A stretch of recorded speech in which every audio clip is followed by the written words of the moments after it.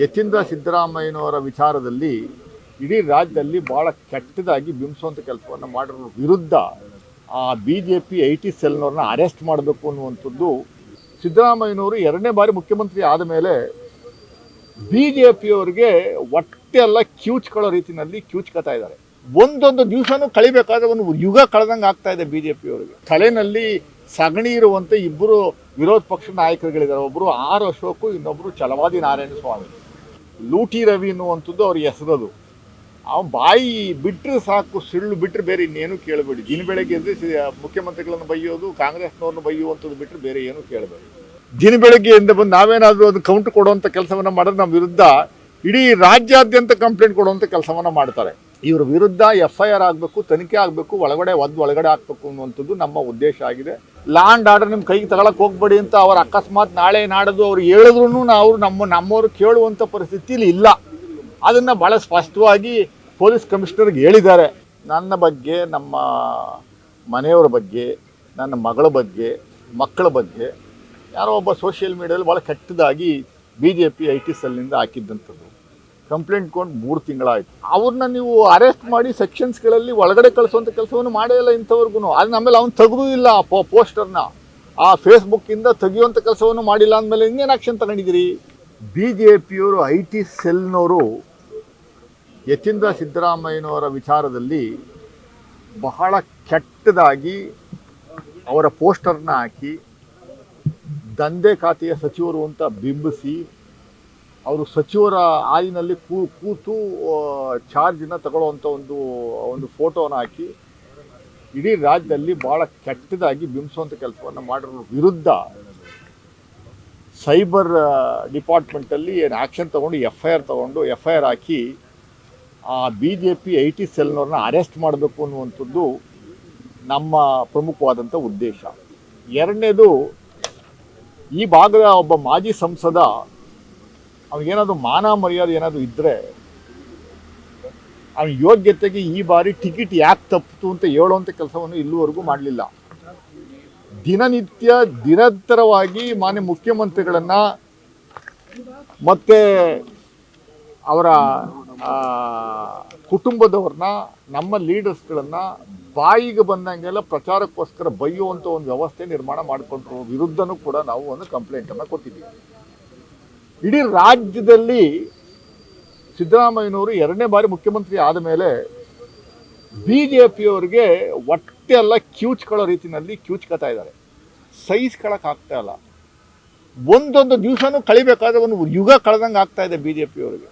ಒಬ್ಬ ಬ್ಯಾಕ್ವರ್ಡ್ ಲೀಡ್ರು, ಅಹಿಂದ ನಾಯಕ, ರಾಜ್ಯದಲ್ಲಿ 6.5 ಕೋಟಿ ಜನಸಂಖ್ಯೆಯೂ ಕೂಡ ಅವ್ರನ್ನ ಇಷ್ಟಪಡುವಂಥ ಒಬ್ಬ ವ್ಯಕ್ತಿ, ಹಿಂದೆಂದೂ ಕಾಣದಂಥ ಒಂದು ಅಭಿವೃದ್ಧಿಯನ್ನು ಮಾಡಿರುವಂಥ ಸಿದ್ದರಾಮಯ್ಯನವ್ರನ್ನ ಮುಖ್ಯಮಂತ್ರಿಯಾಗಿ ಮುಂದುವರಿಬಾರ್ದು ಅನ್ನುವಂಥದ್ದು ಏಕೈಕ ಉದ್ದೇಶದಿಂದ ಅವ್ರು ತೆಗಿಬೇಕು ಅನ್ನುವಂಥ ಉದ್ದೇಶದಿಂದ, ಅವ್ರಿಗೆ ಹೆಸರಿಗೆ ಕಳಂಕ ತರಬೇಕು ಅನ್ನುವಂಥ ಉದ್ದೇಶದಿಂದ ದಿನ ಬೆಳಗ್ಗೆ ಎದ್ದು 4-5 ಪ್ರೆಸ್ ಮೀಟ್ ಮಾಡಿ ಸುಳ್ಳಿನ ಆರೋಪಗಳನ್ನು ಪದೇ ಸುಳ್ಳು ಹೇಳಿ ಆ ಸುಳ್ಳನ್ನೇ ನಂಬೋ ರೀತಿಯಲ್ಲಿ ಸೋಷಿಯಲ್ ಮೀಡಿಯಾದಲ್ಲಿ ಹಾಕುವಂಥ ಕೆಲಸವನ್ನು ಮಾಡ್ತಾ ಇರುವಂಥ, ನಮ್ಮ ತಲೆನಲ್ಲಿ ಸಗಣಿ ಇರುವಂಥ ಇಬ್ಬರು ವಿರೋಧ ಪಕ್ಷ ನಾಯಕರುಗಳಿದ್ದಾರೆ. ಒಬ್ಬರು R ಅಶೋಕ್, ಇನ್ನೊಬ್ಬರು ಛಲವಾದಿ ನಾರಾಯಣ ಸ್ವಾಮಿ.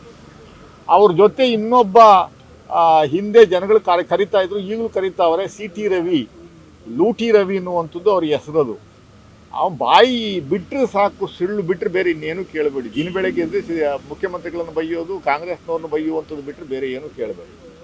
ಆಮೇಲೆ ವಿಜಯೇಂದ್ರ ಅವರು ಪಾಪ ಅವ್ರ ತಂದೆ ಚೀಫ್ ಮಿನಿಸ್ಟರ್ ಆಗಿದ್ದಾಗ ಅವ್ರ ತಂದೆ ಸಿಗ್ನೇಚರನ್ನೇ ಚೆಕ್ಗೆ ಸೈನ್ ಮಾಡಿ ಇವರು ಚೆಕ್ನ ಎನ್ಕ್ಯಾಶ್ ಮಾಡ್ಕೊಂಡಂಥ ವ್ಯಕ್ತಿ ಮುಖ್ಯಮಂತ್ರಿಗಳ ಬಗ್ಗೆ ಮಾತಾಡುವಂಥ ಒಂದು ವ್ಯವಸ್ಥೆ ನಿರ್ಮಾಣ ಮಾಡ್ಕೊಂಡವ್ರೆ.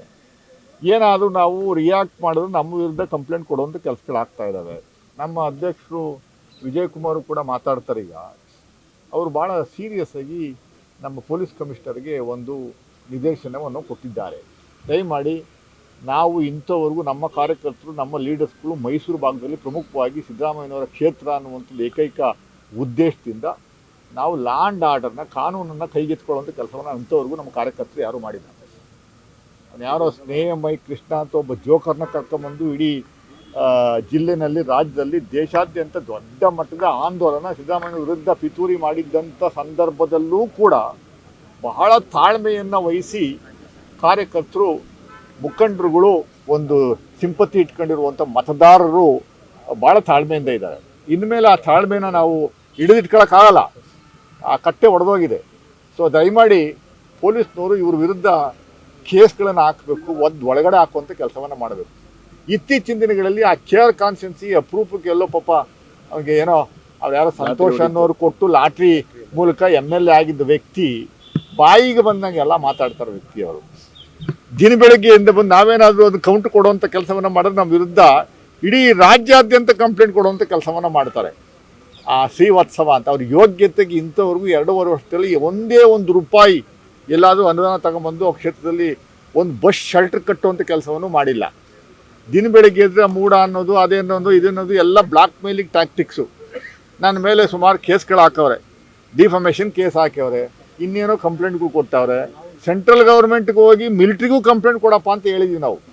ಇವತ್ತು ಯಾವುದೋ ಒಂದು ಪ್ರೆಸ್ ಮೀಟ್ ಮಾಡಿ ಎಲ್ಲೆಲ್ಲೋ ಏನೇನೋ ಲಿಂಕ್ ಕೊಡುವಂಥ ಕೆಲಸವನ್ನು ಮಾತೆತ್ತಿರೆ ಅದು ಸಾಹೇಬರು, ಸಿದ್ದರಾಮಯ್ಯ ಸಾಹೇಬ್ರಿಗೆ ಲಿಂಕ್ ಕೊಡುವಂಥ ಒಂದು ವ್ಯವಸ್ಥೆ ಮಾಡ್ಕೊಂಡವ್ರೆ. ಇವ್ರ ವಿರುದ್ಧ FIR ಆಗಬೇಕು, ತನಿಖೆ ಆಗಬೇಕು, ಒಳಗಡೆ ಹಾಕಬೇಕು ಅನ್ನುವಂಥದ್ದು ನಮ್ಮ ಉದ್ದೇಶ ಆಗಿದೆ. ಇವರು ಅಕಸ್ಮಾತು ಒಂದು ಗಡುವನ್ನು ನಮ್ಮ ಅಧ್ಯಕ್ಷರು ಕೊಟ್ಟಿದ್ದಾರೆ. ಆ ಗಡುವಿನ ಒಳಗಡೆ FIR ಹಾಕಿ ಅರೆಸ್ಟ್ ಮಾಡಲಿಲ್ಲ ಅಂದರೆ ನಾವು ಏನು ಮುಂದೆ ದಿನಗಳಲ್ಲಿ ಮಾಡಬೇಕು ಅನ್ನುವಂಥದ್ದು ನಮ್ಮ ಅಧ್ಯಕ್ಷರುಗಳು ತೀರ್ಮಾನ ಮಾಡ್ತಾರೆ.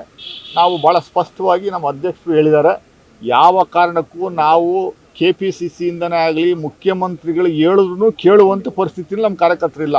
ಅರೆ ಏನು ಮಾಡೋಕ್ಕೆ ಹೋಗ್ಬೇಡಿ, ಗಲಾಟೆ ಮಾಡಬೇಡಿ, ಸ್ಟ್ರೈಕ್ ಮಾಡಬೇಡಿ, ಅವ್ರಿವ್ರ ಮನೆ ಮುಂದ್ಗಡೆ ಹೋಗಿ ಧರಣ ಮಾಡುವಂಥ ಕೆಲಸವನ್ನು ಮಾಡೋಕ್ಕೆ ಹೋಗ್ಬೇಡಿ, ಲಾ ಆ್ಯಂಡ್ ಆರ್ಡರ್ ನಿಮ್ಮ ಕೈಗೆ ತಗೊಳಕ್ಕೆ ಹೋಗ್ಬೇಡಿ ಅಂತ ಅವ್ರು ಅಕಸ್ಮಾತ್ ನಾಳೆ ನಾಡೋದು ಅವ್ರು ಹೇಳಿದ್ರು ನಾವು ನಮ್ಮವರು ಕೇಳುವಂಥ ಪರಿಸ್ಥಿತಿಲಿ ಇಲ್ಲ. ಅದನ್ನು ಭಾಳ ಸ್ಪಷ್ಟವಾಗಿ ಪೊಲೀಸ್ ಕಮಿಷನರ್ಗೆ ಹೇಳಿದ್ದಾರೆ. ಇನ್ನೇನೋ ಫೋನ್ ಮಾಡಿಬಿಟ್ಟು CM ಕಡೆಯಿಂದನೋ ಇಲ್ಲಾರೋ DK ಶಿವಕುಮಾರ್ ಅವ್ರ ಕಡೆಯಿಂದನೋ ಫೋನ್ ಮಾಡಿಸಿ ನೀವೇನು ಮಾಡಬೇಡಿ, ಸುಮ್ಮನಿರಿ, ಬೈಸ್ಕೊಂಡು ಸುಮ್ಮನಿರಿ, ಹೊಡೆಸ್ಕೊಂಡು ಸುಮ್ಮನಿರಿ, ಗಾಂಧಿ ತತ್ವವನ್ನು ಪಾಲಿಸಿ, ಒಂದು ಕೆನ್ನೆಗೆ ಹೊಡೆದು ಇನ್ನೊಂದು ಕೆನ್ನೆ ಒಡ್ಡಿ, ಆ ಕೆನ್ನೆಗೂ ಹೊಡೆದು ಇನ್ನೊಂದು ಸರಿಗೆ ಇನ್ನೊಂದು ಕೆನ್ನೆಗೆ ಒಡ್ಡಿ ಅನ್ನುವಂಥ ಕೆಲಸವನ್ನು ಏನಾದರೂ ಅವ್ರು ಹೇಳಿದ್ರು ಕೂಡ ಅವ್ರನ್ನ ಮಾತು ಕೇಳುವಂಥ ವ್ಯವಸ್ಥೆಯಲ್ಲಿ ಈಗ ನಮ್ಮ ಕಾರ್ಯಕರ್ತರು ಇಲ್ಲ. ಆದ್ದರಿಂದ ಮುಂದಿನ ದಿನಗಳಲ್ಲಿ ನಮ್ಮನ್ನು ಪ್ರೊಟೆಕ್ಟ್ ಮಾಡ್ಕೊಳ್ಳೋದು ಹೆಂಗೆ ಅನ್ನುವಂಥದ್ದು ನಾವೇ ತೀರ್ಮಾನ ಮಾಡುವಂಥದ್ದು ಒಂದು ವ್ಯವಸ್ಥೆ ನಿರ್ಮಾಣ ಆಗೋಗಿದೆ. ಅದು ಮುಂದಿನ ದಿನಗಳಲ್ಲಿ ನಾವು ಮಾಡುವಂಥ ಕೆಲಸವನ್ನು ಮಾಡ್ತೀವಿ. ಒಂದು ದುರಂತ ಏನು ಅಂತಂದರೆ, ನನ್ನ ಬಗ್ಗೆ, ನಮ್ಮ ಮನೆಯವರ ಬಗ್ಗೆ, ನನ್ನ ಮಗಳ ಬಗ್ಗೆ, ಮಕ್ಕಳ ಬಗ್ಗೆ ಯಾರೋ ಒಬ್ಬ ಸೋಷಿಯಲ್ ಮೀಡಿಯಾದಲ್ಲಿ ಭಾಳ ಕೆಟ್ಟದಾಗಿ BJP IT ಸೆಲ್ನಿಂದ ಹಾಕಿದ್ದಂಥದ್ದು ಕಂಪ್ಲೇಂಟ್ ಕೊಂಡು 3 ತಿಂಗಳಾಯಿತು. ಆ ಸೈಬರ್ ಸೆನ್ಗೆ, ಸೆನ್ ಅಂತ ಏನಿದೆ ಇಲ್ಲಿದೆ, ಅವ್ರಿಗೆ ಒಬ್ಬ ಇನ್ಸ್ಪೆಕ್ಟ್ರ್ ಕೂತವನ ಅಲ್ಲಿ ಮನುಷ್ಯ, ಅವ್ನು ಇಂಥವ್ರಿಗೂ ಏನೂ ಆ್ಯಕ್ಷನ್ ತಗೊಂಡಿಲ್ಲ. ಈಗ ಅವ್ರನ್ನ ಭಾಳ ಸೀರಿಯಸ್ ಆಗಿ ನಮ್ಮ ಅಧ್ಯಕ್ಷರು ಕೇಳಿದಾಗ FIR ಮಾಡಿದ್ದೀವಿ ಅಂತಾರೆ. ಯಾರ ಮೇಲೆ ಯಾವುದೋ ಅನ್ನೋನ್ ಪರ್ಸನ್ಸ್ ಮೇಲೆ FIR ಮಾಡಿದ್ದೀರಿ, ಅದರಿಂದ ಏನು ಪ್ರಯೋಜನ ಆಗಲ್ಲ. ಅನ್ನೋನ್ ಪರ್ಸನ್ನು, ಗುರ್ತಿಲ್ಲ, ಹೆಸರಿಲ್ಲ, ಏನಿಲ್ಲ, ಯಾರ್ದೋ ಮೇಲೆ FIR ಮಾಡಿ ಅವ್ರನ್ನ ಯಾವತ್ತೋ ಒಂದು ಯಾವನ್ನ ಒಬ್ಬನ ಅಭ್ಯಪಾನ ಕರ್ಕೊಂಬಂದು ಅವ್ರನ್ನ ವಾರ್ನ್ ಮಾಡಿ ಕಳಿಸುವಂಥ ಕೆಲಸವನ್ನು ಮಾಡುವಂಥದ್ದು ಬಿಟ್ಟರೆ ಅವ್ರನ್ನ ನೀವು ಅರೆಸ್ಟ್ ಮಾಡಿ ಸೆಕ್ಷನ್ಸ್ಗಳಲ್ಲಿ ಒಳಗಡೆ ಕಳಿಸುವಂಥ ಕೆಲಸವನ್ನು ಮಾಡೇ ಇಲ್ಲ ಇಂಥವ್ರಿಗೂ. ಅದು ನಮ್ಮೇಲೆ ಅವ್ನು ತೆಗೆದೂ ಇಲ್ಲ ಪೋಸ್ಟರ್ನ, ಆ ಫೇಸ್ಬುಕ್ಕಿಂದ ತೆಗಿಯುವಂಥ ಕೆಲಸವನ್ನು ಮಾಡಿಲ್ಲ ಅಂದಮೇಲೆ ಇನ್ನೇನು ಆ್ಯಕ್ಷನ್ ತಗೊಂಡಿದ್ದೀರಿ ಅನ್ನುವಂಥದ್ದು ನಾವು ಹೇಳಿದ್ದೀವಿ. ಇಲ್ಲ ನಾವು ಆ್ಯಕ್ಷನ್ ತಗೋತೀವಿ ಅಂತ ಹೇಳವ್ರೆ, ಅದೇನು ಅನ್ನೋದು ನೋಡ್ತೀವಿ.